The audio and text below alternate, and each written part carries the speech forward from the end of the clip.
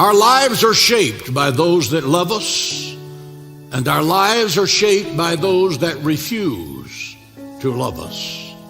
The sweetest music that reaches to the highest heaven is the beating of two hearts that truly love each other. To love abundantly is to live abundantly, and to love forever is to live forever. Love is the doorway through which the human soul passes from selfishness to service. Love does that.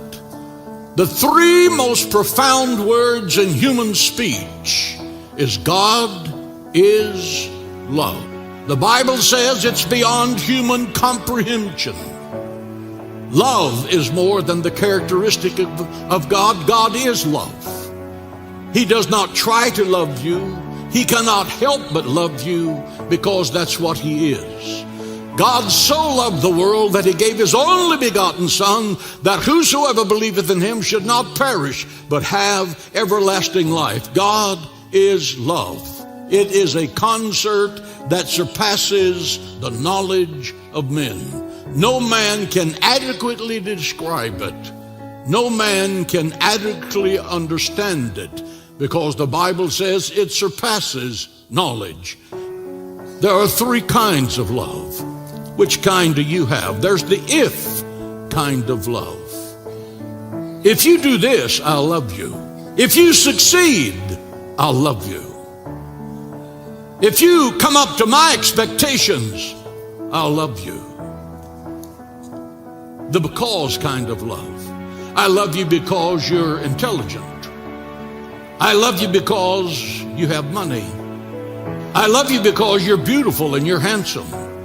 And then there's the in spite of kind of love, God's love. I love you in spite of your failures. I love you in spite of your miserable past. I love you in spite of your weaknesses and your faults. God's love, I loved you, faults, failures, and all.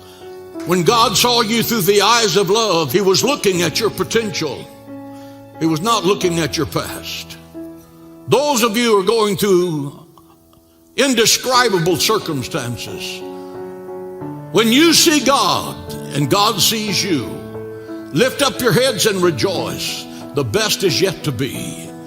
Every battle you go through, every heartache you endure, every tear you shed makes the love of God richer and purer in your life. People will stop loving you. Husbands will abandon their wives, and wives will abandon their husbands without cause. Parents will abandon their children. Man's love will fail you, but the love of God will never fail you. God the Father loves you with an everlasting love. He will never give up on you. He will always be there when you call. He'll put His arms around you. He'll heal you in the darkest night. He will whisper, I am with you. Be bold, be strong. I will never leave you nor forsake you to the ends of the earth. But the mark of Christianity is being to love the unlovable. That's the love of God. And you can't do that unless the love of God is in you. Love is not what you say. Love is what you do. You're not living until you discover the love of God. And when you find it, let it baptize you, explode in your life. And it will bring to you a personal growth and development and spiritual prosperity you didn't know a human being could have.